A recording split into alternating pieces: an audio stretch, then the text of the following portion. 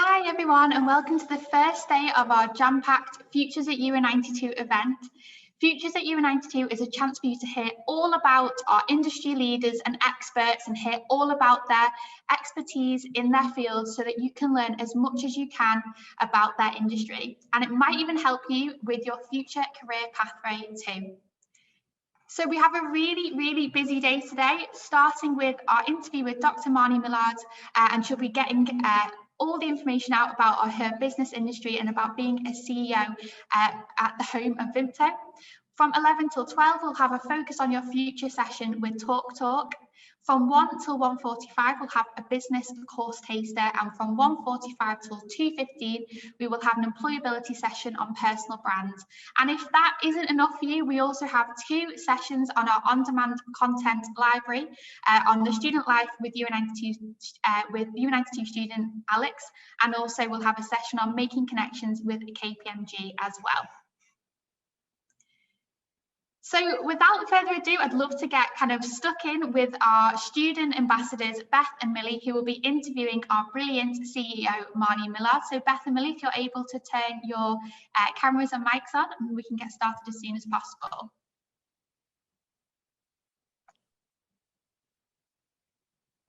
Hiya, so I'm Millie. And I'm Beth. And we are second media and communication students at UA92. And today we've got the privilege of interviewing Marnie Millard. And if you have any questions about the interview today, and if you want to drop any in the chat function below, go ahead and we'll get back to them at the end of the session.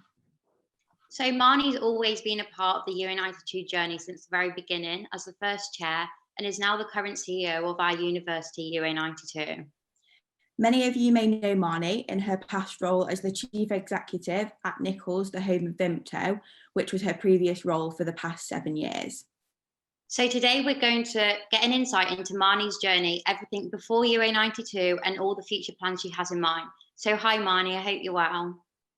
Hi Beth, hi Millie, nice to see you. It's great to have you on. Thank you for letting us interview you basically. So pleasure. You've had a very successful career within the business industry.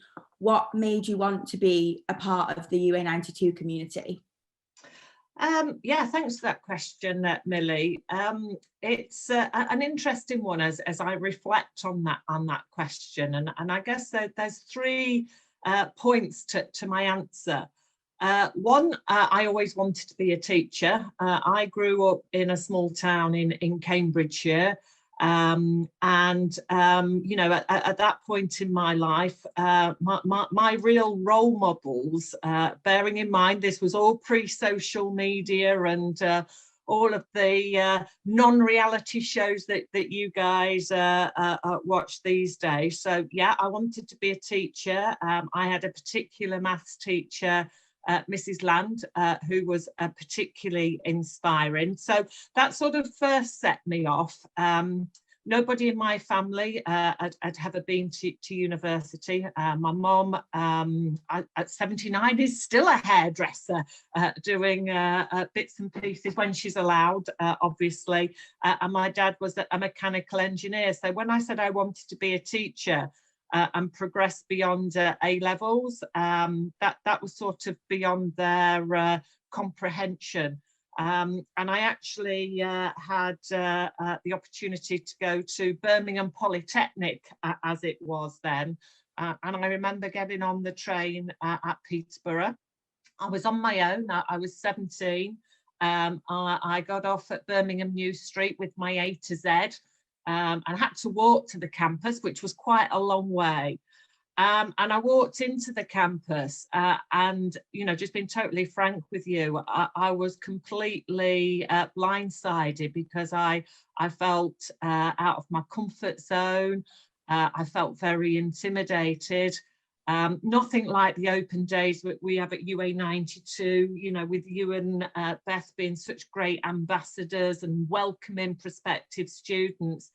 And in those days, you know, you didn't have meetings with tutors. So basically I just walked away and came home and just said, I'm not going to be a teacher because university life is not for me. I just didn't feel that I fitted in.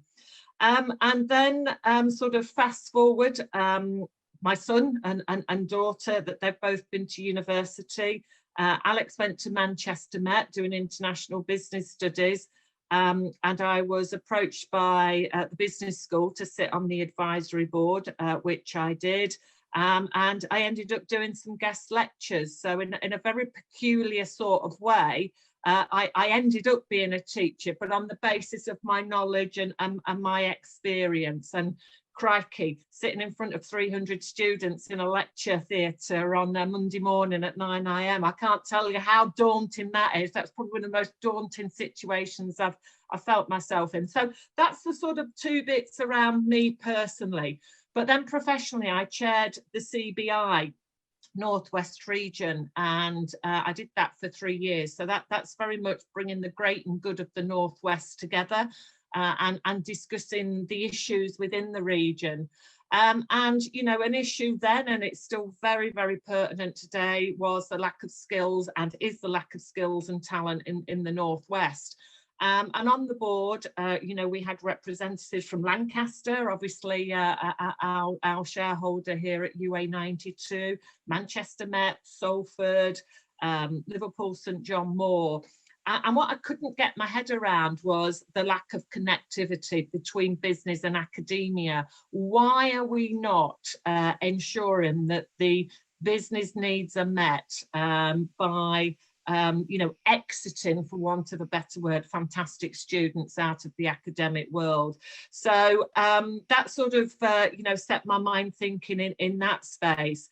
So when I met Gary at a dinner, and he told me about UA92, and fundamentally, we've got lots of great things to talk about over the coming week.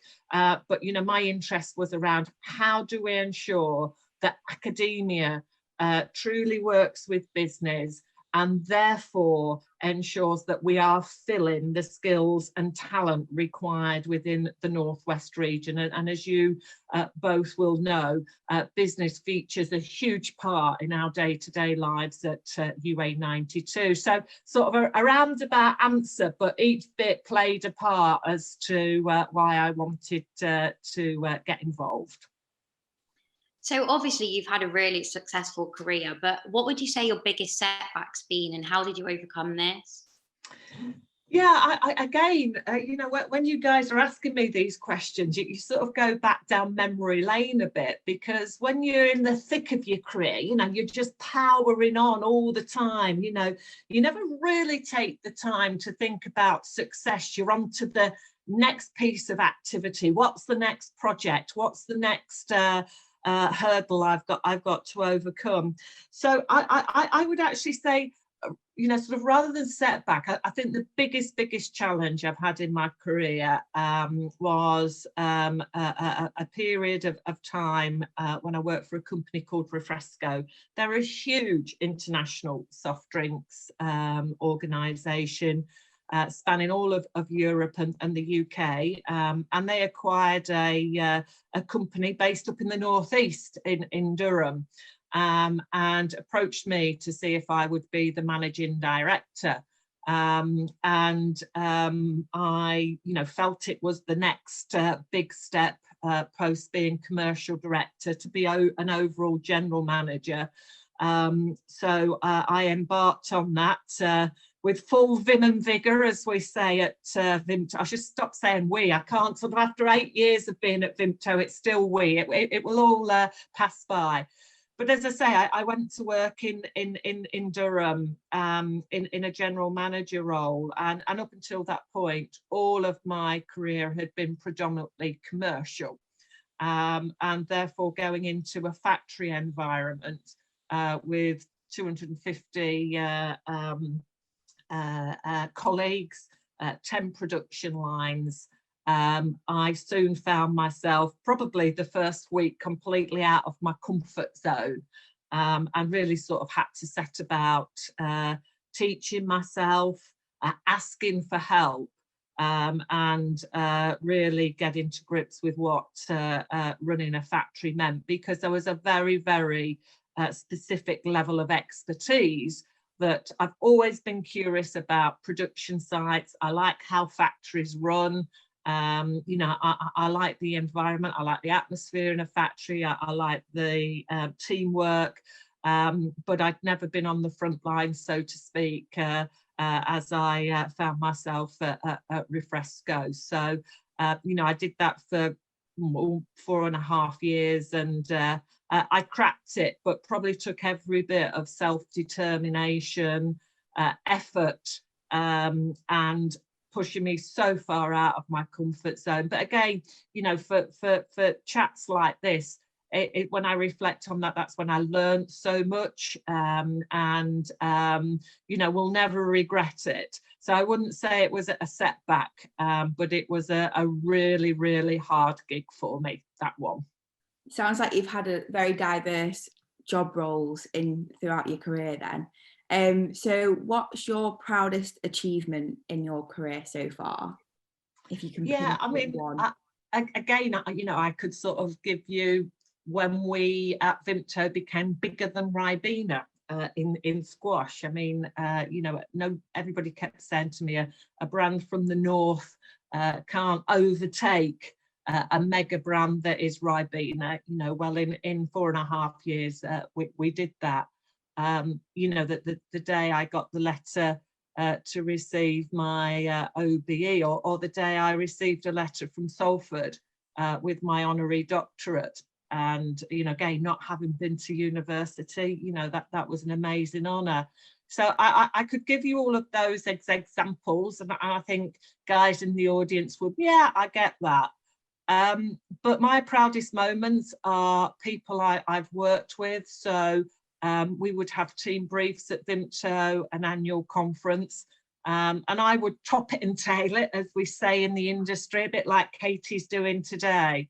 But the content would come from colleagues that I work with, and that could be, you know, an engineer doing a day of a life in installing soft drinks equipment in the Hungry Horse outlets of Green King, or it could be actually, you know, a new product launch in Saudi Arabia, working with our partner there. So, you know, so therefore for me, the element of pride, and, you know, the greatest buzz I get out of is people that I've worked with, people that I've been a little bit part of their journey, and empowered them to, you know, not stop dreaming and reaching for the stars.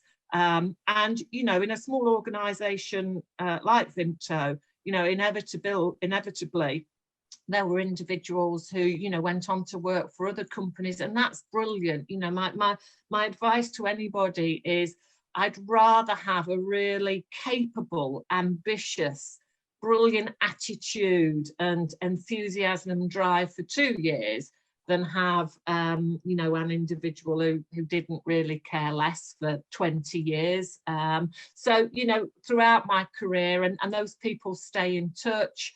And, you know, probably one of the nicest examples of that is coming back to the factory I looked after in Durham. We had a very, very aggressive union presence. And it was understandable, because prior to Refresco acquiring the site, the guys had a pay rise for 5 years. There'd been no training on site, really a lack of investment in health and safety. And just to give you a feel, the first thing I did when I became MD there was refit all the showers and cloakrooms, that they were just awful. I mean, you wouldn't expect anybody to go to work and get changed, and, you know, that was just a bit of a no-brainer for me.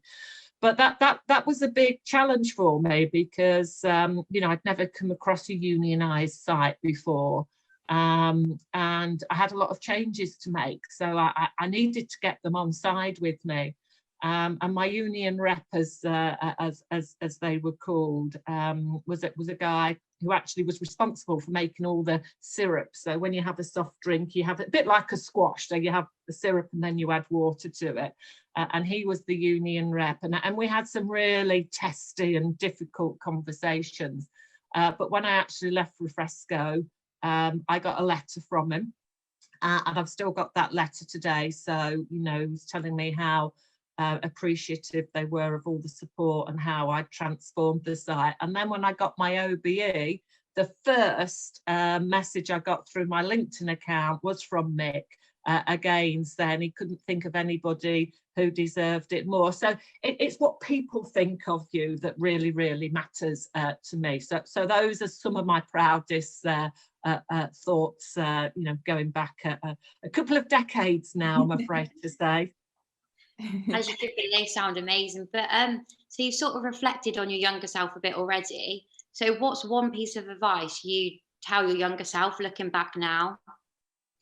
Yeah, I think, you know, you've got to sort of get your head around. At some point in your career, you're going to have to be really, really brave and take yourself out of your comfort zone. And a point in my career was when I had to ask why I hadn't been considered for a promotion, because I was really bemused as to why it seemed natural to me. So, you know, again, never assume anything. You know, it's dangerous to assume somebody's head is in the same place as yours. And I had to be really brave to enter into that conversation and perhaps invite some feedback I might necessarily not wanted to hear. But yeah, there is a point at which being brave, and I think also coming back to the experience I had at Refresco, you know, that the minute you're out of your comfort zone, you're learning, and, you know, try and find a way of dealing with that. And one of the ways I deal with that it is by preparation. You know, even though you're asking me about myself, of course I know myself, you know, as Katie knows, I like to know in advance sort of the direction of travel for the questions, just to make sure I can give it some thought and reflect, you know, be therefore, you know, as true to yourself and authentic. And, you know, anybody who's listening, you know, it's a precious 60 minutes of their life. So you just want to make sure that you at least impart a few nuggets for people to take away. But I think that point of being brave and putting yourself out of your comfort zone, you know, is something I would have said to myself in my younger self. That sort of didn't deploy until, you know, after I'd had the children and I was back at work. Oh, great. So a little bit similar question, but what's the strongest piece of advice you have for UA92 students that are starting off their career?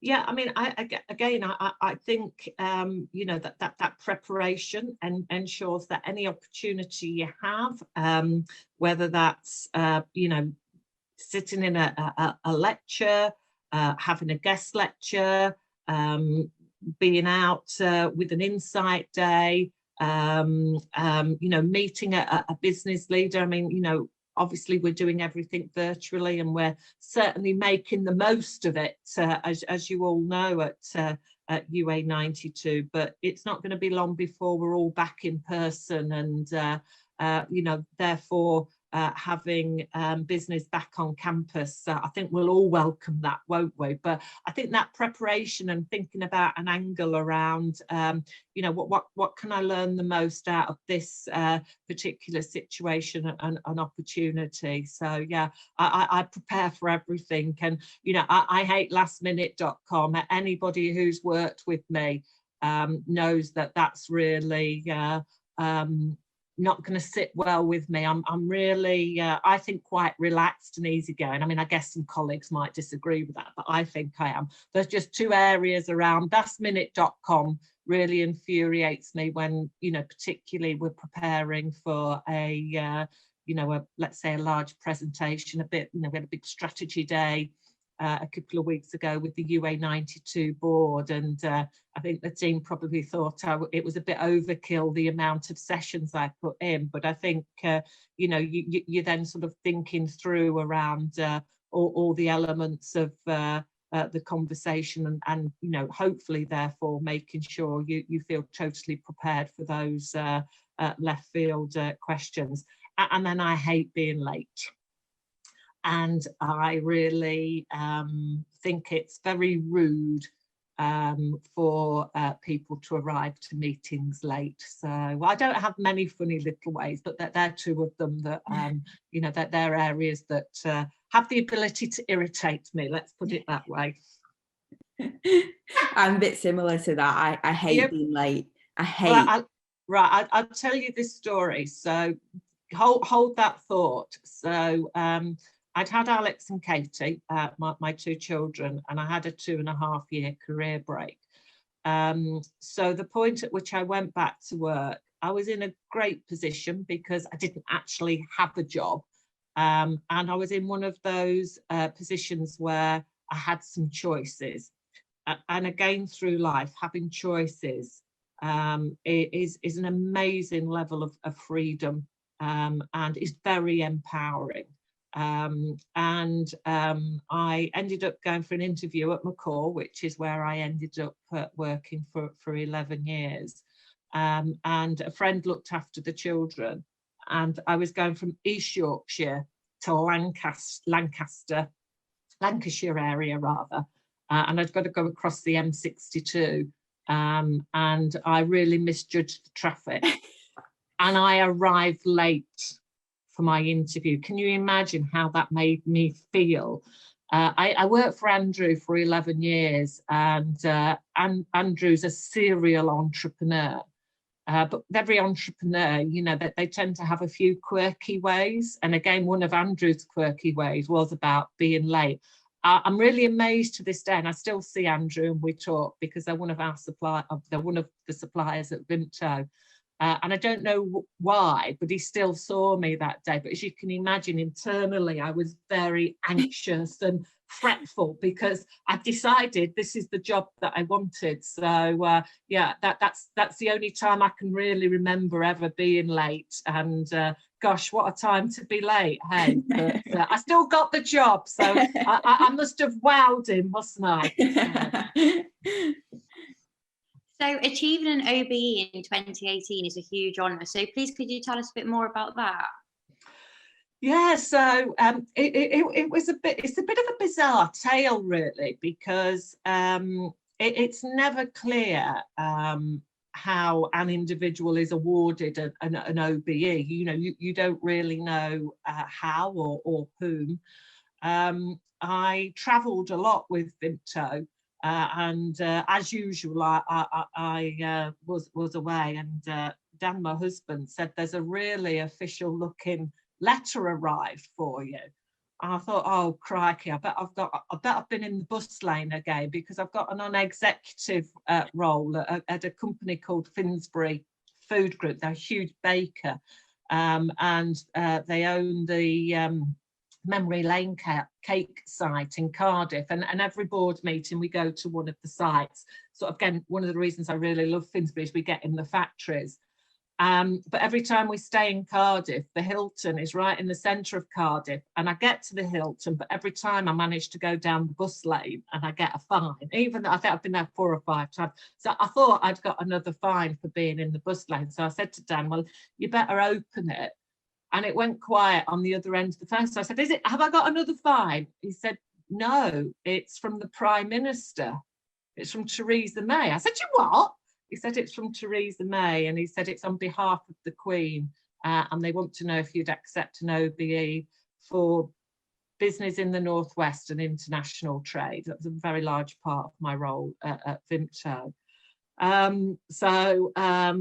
I obviously said, yes, please, thank you. But then you don't hear anything, and you're thinking, crikey, I hope I've filled all the papers in, because by the time I got home, the deadline to fill the papers in, because you have to be vetted and so on and so forth. So anyway, the day arrived, and Dan, my son and daughter, Katie and Alex, and we arrived. And I don't know if you've watched The Crown, but we pulled up in our car where every Prime Minister pulls up in The Crown when they've got an audience with the Queen. And sort of all those flashbacks about how many people will have walked up those steps to meet the Queen, how many Prime Ministers, and we're actually doing it. And all of a sudden I became really shaky. You have no preparation for what's going to happen, and they then take you into the green room.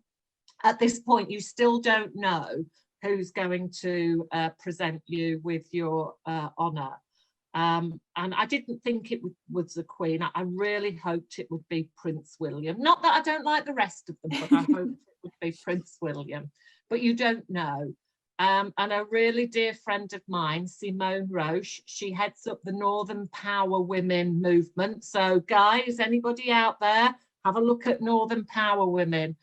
She got her MBE the same day. How bizarre is that? So we stood there together. This very official gentleman comes in, and then they tell you what's going to happen. It's at that point you have to start to learn how to curtsy. I mean, I don't think I've curtsied since I'm about 5 years old, you know, when you're practicing to be a princess and you're going to marry the Prince of England. Anyway, so, and then they announced it was Prince William, and, you know, to say we were delighted. They presented, it was Emma Thompson, she received her damehood that day. So they sort of go first, and then it's the female OBE. So I was quite early on in the ceremony.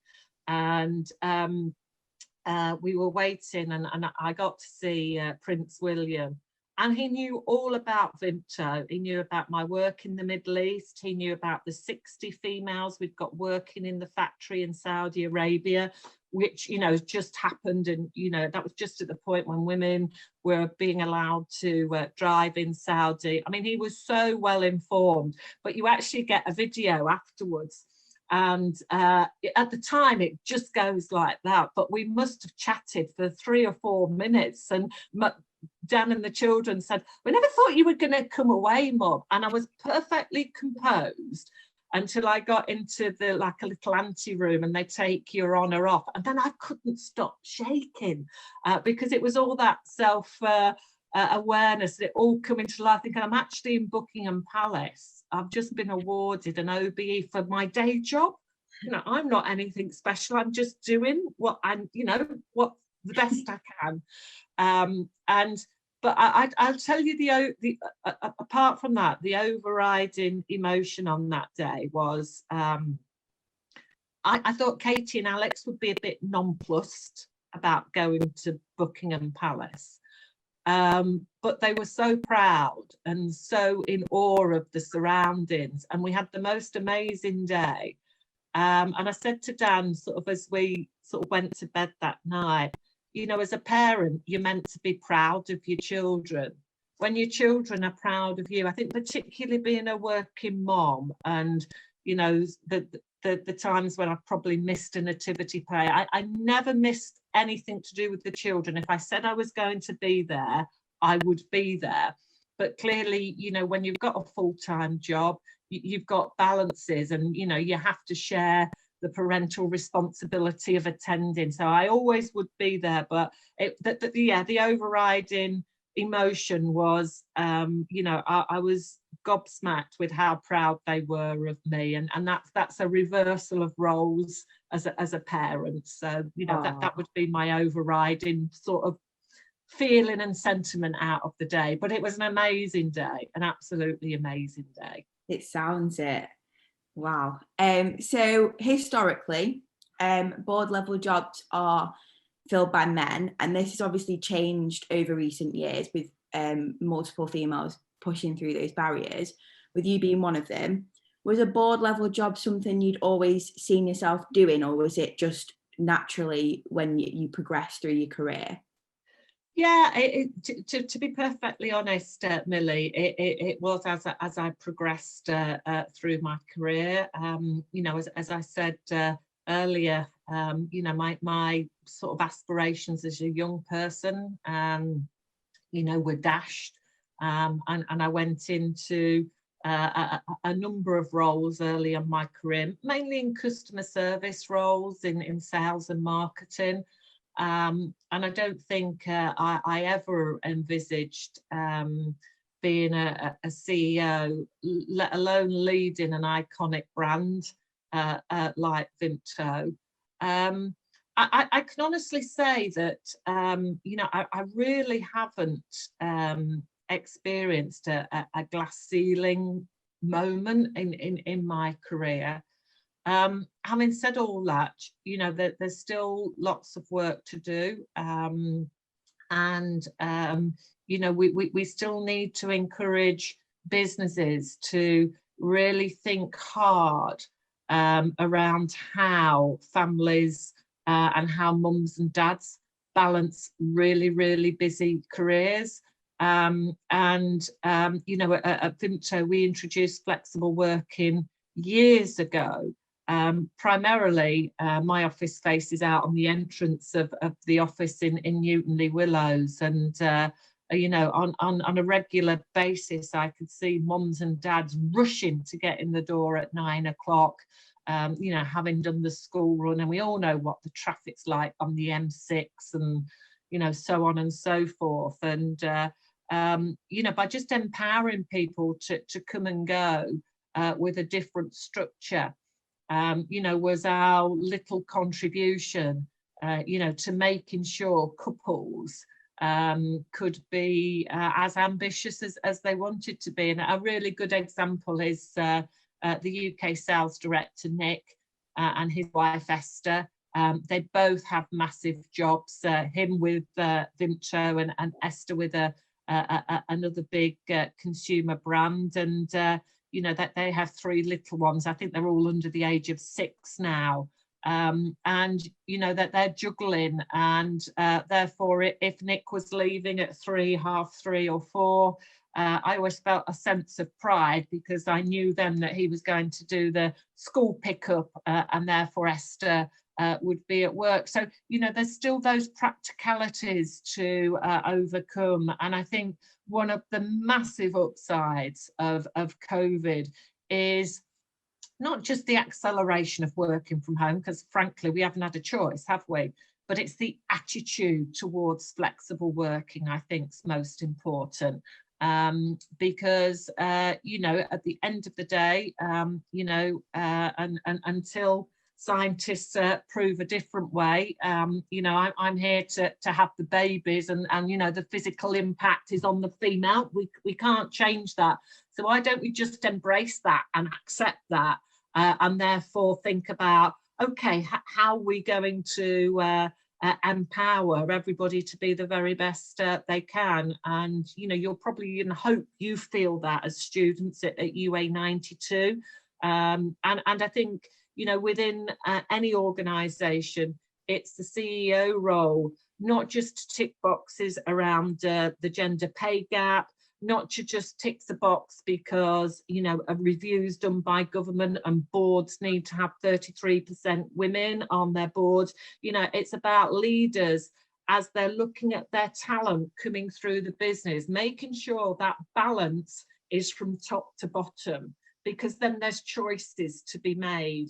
And you know, we've still got some way to do that, but you know, even Katie, you know, you guys, you'll think differently to my generation. You know, I think differently to, you know, older people than me. And I think one of the most salutary lessons I encountered, this is about 4 or 5 years ago. I went to an event in Manchester, and I was the after dinner speaker, talking about the global aspect of Vimto. And I walked into the venue, and it was targeted at C-suite executives, so managing director, chief executive, chief operating officers, chief financial officers, and was attended by a huge amount of the great and good from Manchester, particularly the advisory firms. And I sat in this room, and it was an audience of 80. and there were 4 females in the room. And I sat there during the dinner, and I sort of pondered on this, and I pondered on it, and I did my speech at the end. And at the end of it, I just had to say to these guys, you've got to do better. You are asking me to, you know, mentor some of your rising stars, your female talent. I'm spending my time going into your organisations to do talks, to do workshops. And yet I come to an event and here I am faced with 3 other females. It's just not good enough, guys. So stop ticking boxes and start asking yourselves, what is not happening in your business to encourage female talent? Because it's there. I'm not going to accept it isn't there. But, you know, it is changing. You know, the whole discussion around inclusion is absolutely the right discussion for business leaders to be happening, because by including anyone and everybody, you create diversity within your organisation, and it happens. It happens.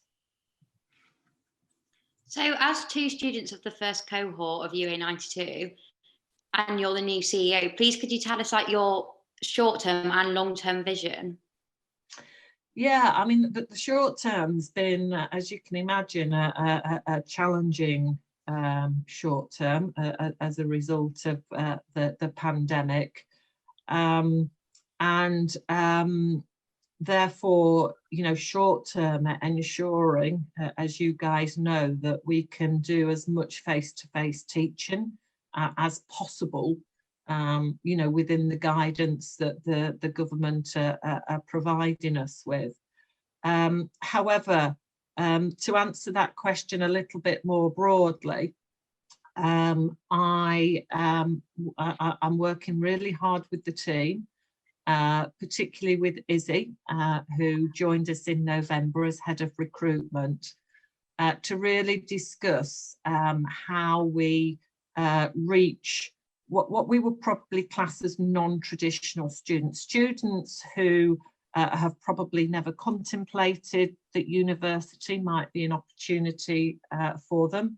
Perhaps a student such as myself who sort of have been to one of the big universities and thought, I don't fit in here, this isn't for me. Or, you know, a student that's probably a little bit more mature who thinks actually now's the time to think about doing something different. I want to do something different. So, you know, how are we going to attract those students, particularly in Greater Manchester, to come and have a look at us and try us out? Also, really bedding in some of the business partnerships that we have. So, you know, as second year students, you will fast becoming third year students, and then you'll be thinking about, right, what's next? Where's my ideal employer going to be? And therefore really stepping up the input that business have had and widening the business participation at UA92, and then looking about, you know, how we might expand the academic offer, you know, in the fullness of time. So I guess those are the areas that, you know, I've been thinking about, and then more longer term, you know, ensuring that we do what we say on the tin and ensure that our students have the best opportunity, and, you know, therefore we will measure ourselves against all of you guys getting the job of your dreams, because that's what you've joined UA92 for. So, and then, you know, hopefully you'll go out into the working world. I'm sure you'll remain fabulous advocates and ambassadors, but, you know, hopefully then redirect, you know, friends, colleagues, acquaintances back into UA92. And that for me is when we start to when we know the circle of life is really in train and it's really working. And then I guess really big picture is then how do we lift the concept that is UA92 and put it elsewhere in the UK or elsewhere in the world, because without a doubt, you know, that the challenges we're facing into as a world, not just the UK economically, means that, you know, as students and as business leaders, we need everybody hitting the ground running. And hence, you know, the way in which we design the curriculum at UA92 is we want you guys to be learning what's appropriate for businesses, so that, as I say, you're going to hit the ground running and add value and make a difference from that first Monday morning or afternoon or Wednesday, because you'll perhaps still be working differently when you join your prospective employer. Great. So typically, a vast majority of the best opportunities would appear down south. Do you believe that the north is now beginning to offer similar opportunities? Yeah, I mean, you know, sitting in my role as chair of the CBI, the amazing amount of Northwest industry is phenomenal, you know, particularly in the design and creative, you know, the tech side. So yeah, absolutely. And I think, you know, that's where we need to, you know, sort of push the buttons with business to talk about what those opportunities are, and talk in a, you know, in a greater, broader context. I know we've got Andy Burnham speaking a little bit later. You know, Andy's a huge advocate for the Northwest, understandably, but, you know, also a huge ambassador for the Northwest. I mean, for example, did you know that the majority of aircraft crew are trained up in the Northwest? I never knew that. Who would know that? So if you were going to go and work for one of the airlines as aircraft crew, the likelihood is you'd be trained in the Northwest. Now, when you put that mindset together with, you know, Manchester Airport, is, you know, it's not beyond the wit of man, is it? But did you know about that? I didn't know about that. So if I don't know about it, you know, how's a young person going to know about that? So I still think we've got a lot of work to talk about. We get a bit wrapped up in the Northwest about talking about how we get from Hull to Liverpool. Well, yeah, I get it's a problem getting to Hull from Liverpool. I live in Huddersfield. It's a pain getting from Huddersfield to Manchester. But let's leave that to one side and talk about all the great talent and the great business we have. And you know, again, part of the question earlier was about making sure business is aware of UA92. And what I find is actually when I'm talking about UA92, the emotional engagement with the philosophy we have, the way in which we work together, you know, academic staff and students, how we're engaging business, you know, the way in which we're approaching you know, the study work-life balance and the ability to study and work, you know, everybody is completely aligned and behind that. So, you know, once we've recruited a new CEO and I go back to my day job as chair, that's an area where, you know, I really need to spend some time and ensure that businesses are fully aware. I mean, hopefully this time next year, we'll be back out into the business world of conference season, and I can share all the great work we're all doing at UA92 in a much more visible way. But yeah. So just before we move on to the Q&A, our final question to you is, as you are the CEO of the home of Vimto, we'd like to know what your favourite Vimto product was. Right.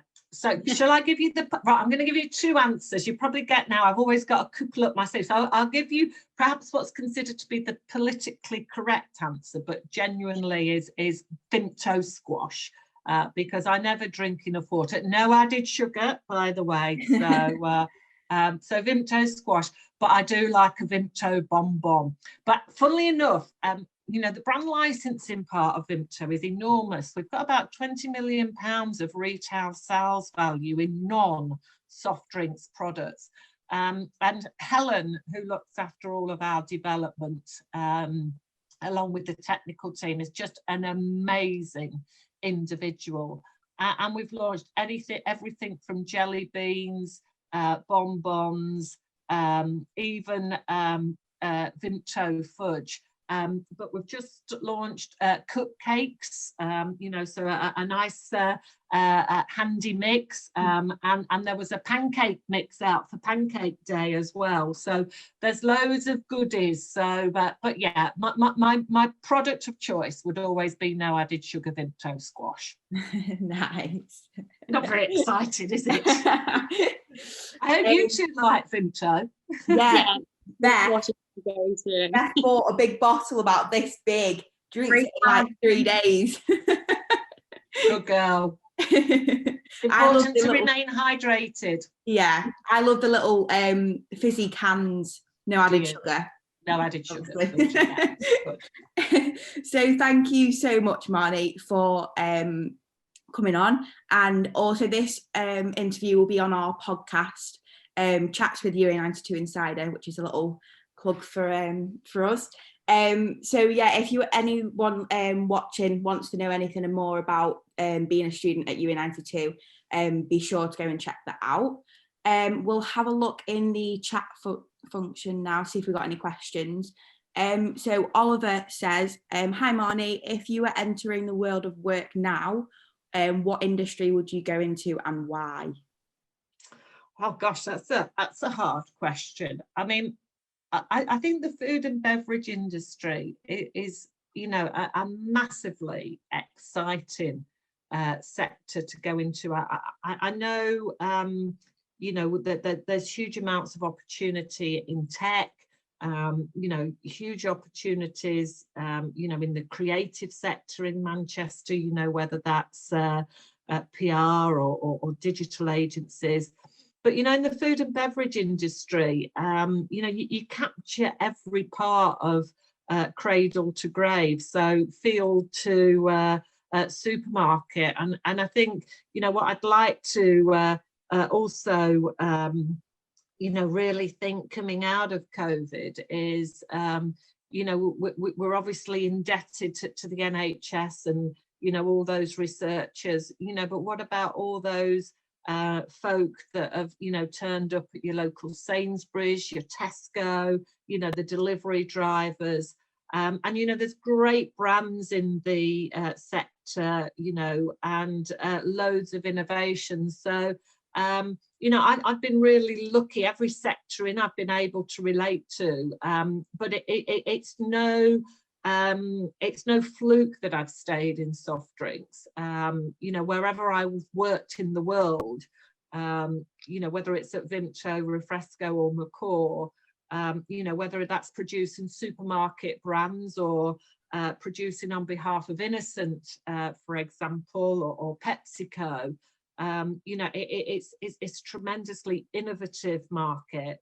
Where global brands exist along with local brands, and Vimto's a good example, or Lucasade, Ribena, Iron Brew, or you can be three guys, one who's from West Yorkshire who sets up a stall at Notting Hill Carnival and then sells their brand Innocent for mega millions to Coca-Cola, sort of, I don't know, 12 or 15 years later. So I like the fast pace of food and beverage. I am interested in sustainability, working in soft drinks.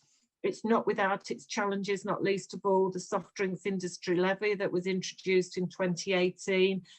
Clearly lots of work we're doing around recyclability of plastic, the creation of deposit return scheme that's going to go in Scotland in 2022, and then we'll follow with the broader UK in 2024. So, the fact that there's lots of challenges still gives you the opportunity to meet those head on. So I'm still a big fan, and I think, you can work in supply chain, you know, the analytical side of working in supply chain, looking at forecasting, how consumer demand changes purchasing behaviour. I mean, look at what's happened and the, you know, the commentary we've had between in-store activation and online, and people's habits have changed. So, you know, it's a great sector that I have to wave the flag for, because it's a very broad sector, and it's not just about joining a store management program. You know, it's merchandising, it's marketing, it's technical, product design, packaging design,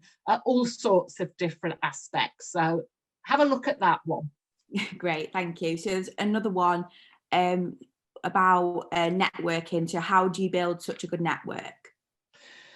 Yeah, that's a really good question, and we haven't touched upon that too much this morning.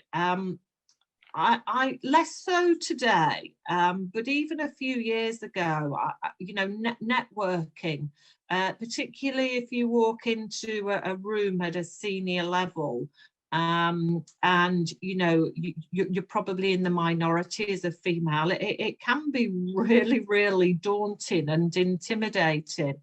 And I remember listening to a session with Joe Whitfield, who's the CEO of the Co-op, so, you know, in Manchester, a wonderful leader, and been doing some great work at the Co-op over the last year in particular. And she is an accountant by trade, and she also has a family and 2 children, and she did reach the glass ceiling. You know, one of her reflections sort of later in her career is one of the things she didn't really take on board and do really well was networking, and I thought it was a really bit of sage advice, because her advice to up and coming young people, in particular females, is to ensure that you incorporate networking as part of your job. You know, particularly if you've got a young family, you might think, well, I'm not going to go to that event on a Tuesday because I've got to put the children to bed, or there's some sort of class, you know, that they might be attending. And her view was, you need to get into your head that the networking element of your job is as important as doing the day job. Because again, that network is incredibly important, and I've found that you know, chairing the board at UA92, when I'm reaching out to my network to support perhaps with you know, a guest talk, or providing an insight day, or placements, or, you know, simply thinking about how we're going to start to develop a new academic course and build that curriculum.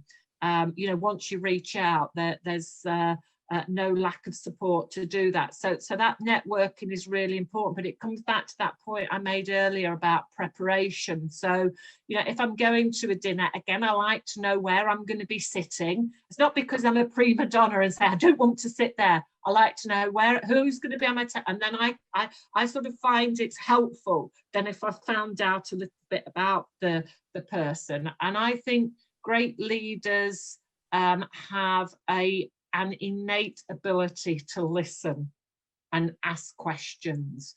And you know, whenever I've been in an environment that I don't know something, or, you know, I think you just have to ask a question and the answer will come. And therefore, very often at dinners or events, you know, once you know a little bit about somebody, then, you know, it becomes quite easy, because you can ask about themselves, or you find a bit of common ground, and so the conversation develops. And, you know, each time you do a networking event, it becomes less daunting, and you become more confident, and, you know, that makes it quite a bit easier. Great, thank you very much. I think that's all the questions we've got time for today. So thank you everyone that's asked the questions on the chat function. Yeah, thank you. Yeah, that was really So much. students. Thank you. You were fabulous interviewers. Thank you very much, and thank you for your preparation as well, and to you, Katie.